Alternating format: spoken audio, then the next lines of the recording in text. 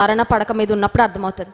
అయ్యో, ఇంత విలువైన జీవితాన్ని వ్యర్థం చేసేసానా, ఇన్ని విలువైన సంవత్సరాలను వ్యర్థం చేసేసానా, ఎంత కాలాన్ని నేను వృధా చేసేసాను, ఎన్ని గంటలు, ఎన్ని దినాలు, ఎన్ని నెలలు వేస్ట్ చేసేసానని చాలామంది వారి జీవితం యొక్క చరమాంకంలో చివరి స్టేజ్లో రియలైజ్ అవుతారండి. కొంతమంది అయితే ఇక అది కూడా ఉండదులేండి.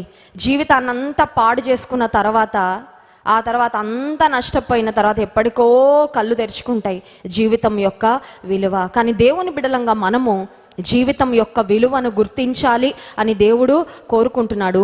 విలువైన ఈ జీవితాన్ని విలువైన ప్రభు కొరకు విలువైనదిగా బ్రతకాలి అని దేవుడు కోరుకుంటున్నాడు. హల్లెలూయా. అందుకని ఒక మాట చెప్తాను, ఈ జీవితంలో ప్రతి విశ్వాసి ఒక దాని కొరకు ప్రయాసపడాలండి. అదేంటంటే to be the best version of you. To be the best version of you. ఇక నేను ఇంతకంటే శ్రేష్టంగా బ్రతకలేను అన్నట్లుగా బ్రతకడానికి ప్రయాసపడాలండి. మనం ఎవరితో పోటీ పడక్కర్లా. మీ పక్కన ఉన్న వాళ్ళతోనో, మీ ఎదురింటి వాళ్ళతోనో, లేకపోతే పొరుగింటి వారితో ఎవరితో కంపేర్ చేసుకోక్కర్లేదు.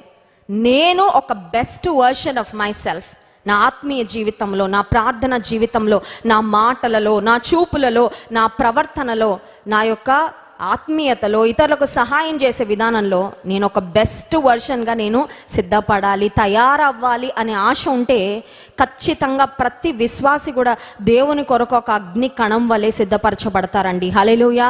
ఆ ఆశ నీకుందా? ఆ ఆశ, ఆ హృదయ వాంఛ నీవు కలిగి ఉన్నావా?